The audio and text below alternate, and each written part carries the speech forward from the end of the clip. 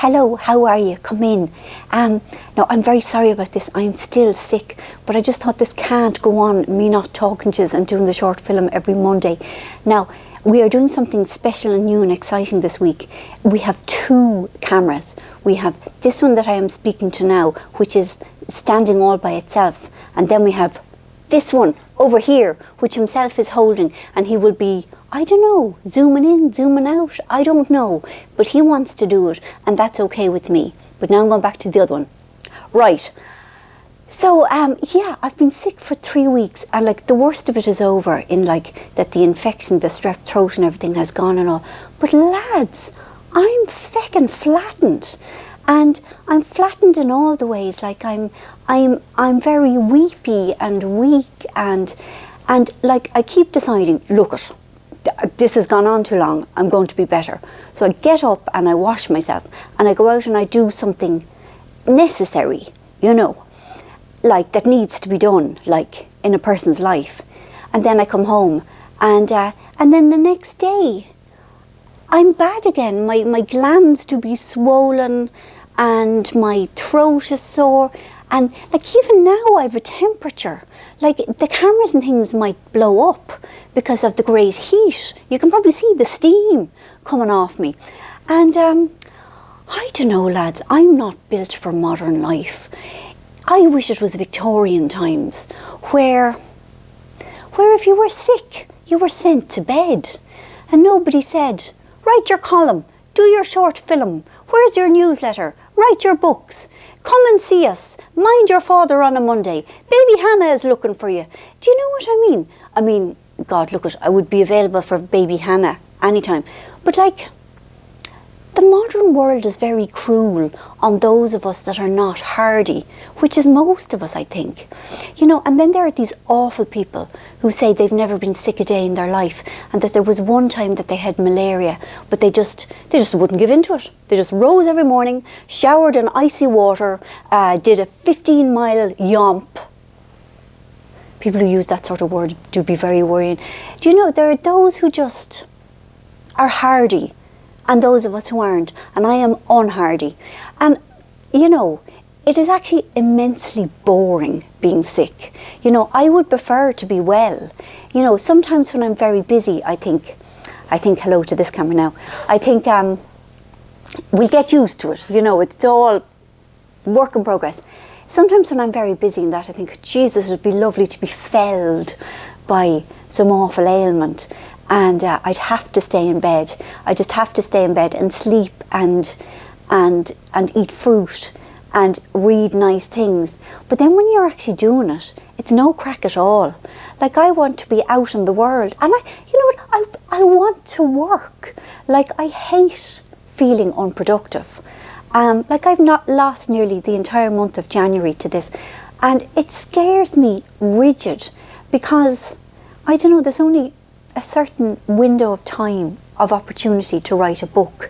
It's too complicated to go into it now, but if you don't deliver by a certain date, you miss your slot in the autumn market, say, and then you have to wait for your slot 6 months later in the spring. Anyway, I've done nothing but complain, but I will say that lots of you on Twitter have been so nice to me and told me that, like, it's taken you ages to get over it as well, and that's a comfort because I've said this to you many times before, I've always felt like a weakling and the runt, and it's nice to know that other people feel as I do, as feeble as I do. Sorry, this isn't much fun, is it? For you, I'm sorry. Let me see, what can I tell you? Derry Girls, it's gas. I love it. I loved the Russian Fenians bit the best. The episode 4 was so great. I'm also watching Arctic Ganses, except it's not really called that, is it? Arctic Murders, but a lovely girl who wears lovely jumpers and like isn't even a police person, but just is up there knocking around the north of Sweden and just keeps getting embroiled in murders and showing up and having no respect for the plastic tape or the yellow tape, and goes in and steals people's computers and all sorts. And that, you know, I'm so grateful for Scandinavian telly. It makes me really happy. Now, old woman keeps telling me to get a tonic. Is there such a thing as a tonic? I don't think there is. I think a tonic is some mythical thing that exists, that people say, but they don't really, they've never seen one. Because like she means a tonic where they add heroin or cocaine.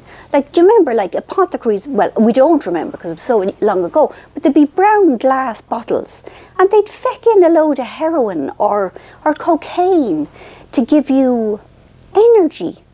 Yeah, to restore lost vitality. But those sort of tonics don't exist. And I can't imagine that it would be much good in the long run. You might get a temporary burst of vibrancy, vitality, but then you'd pay for it.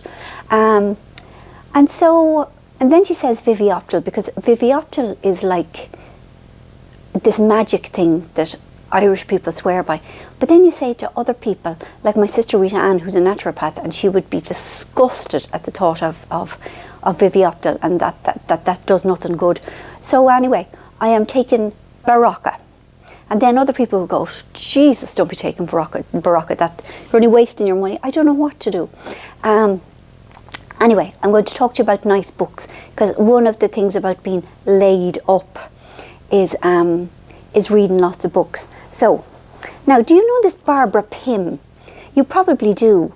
I didn't. I knew the name, but some anonymous well-wisher in the north sent me this, and it's so dry and witty and funny and slyly hilarious, and I've read this and now I want to go and read all of her books. I think she's no longer with us. This one was set in the 50s. Now, this is a young adult novel called One of Us is Lying. I can't remember who wrote it. Karen M. McManus. It is so good. It is so nice. There's 5 young peoples in it, and they're very nicely realised, and it's very well written, and I enjoyed it very, very, very much. And actually I read this just before I got sick, so it's not like the sickness has distorted my perception. Now, this is a non-fiction book called A Time to Risk All by a writer called Clodagh Finn, and it's about an Irish woman called Mary Ellams, who was just one of those amazing women, and she went off to Spain during the Civil War, and like she hadn't any nursing qualifications, but she worked with the refugees, and then she stayed on, and then she ended up working in France and rescued dozens of Jewish children from the Nazis. And it's really evocative. The stuff about the Spanish Civil War I found really, really powerful, and I suppose because it's very reminiscent of the Syrian refugee crisis. I mean, there were times that I was very sad, but not so sad that I couldn't keep reading, if you know what I mean. It's great. I've read loads, but I won't overload you. So that's it. Baby Hannah is the light of our lives. I can't tell you. She's very fond of me. I keep saying that to all the others, and they're just, oh God, they're all raging, you know. But she smiles when she sees me. The minute she sees me, she goes, oh, I like this one. This is the mad one. I mean, she's nice to everyone, but she's extra nice to me. And she's chatty, she's good-humoured, she's beautiful, she smells lovely, she holds hands. The happiness she is bringing us is wonderbar. So I hope you're well. By the next time I talk to you, it'll be February. Can you believe it? I know January is a really hard month, and I suppose everybody is sort of glad that it's coming to an end, and those who have been doing the dry January can go and get scuttered and think, is it Wednesday, Thursday? Hold on. Thursday. Hello, other camera. Don't you cut out these bits. Keep all the other camera bits in. You know, because it's good for you all to be part of it as we progress. Soon he'll have a director's chair and a loud hailery thing, and we'll have loads of people scurrying around. You're breaking the fourth wall here. I'm breaking the fourth wall, but that's what I do, isn't it? Yeah, I read something on Twitter that said no writers do their own Twitter account, that they carefully curate it in order to align with their brand. Well, I fecked that one up rightly, didn't I? It's too late now for me to be curating anything and to be pretending to be other than I am. There are probably important things I have to tell you, but I am mired in self-pity. And feck it, is it so bad? Self-compassion? Self-sorrow? Self-pity, feck it. I'm sick of it. I'm sick and I'm miserable and I'm sick of it. I'm sick and tired of being sick and tired, as they say. Anyway, enjoy your scutteredness on Thursday, those of you who are.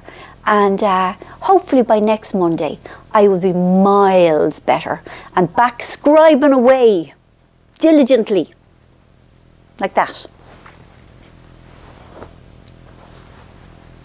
Thank you. Bye.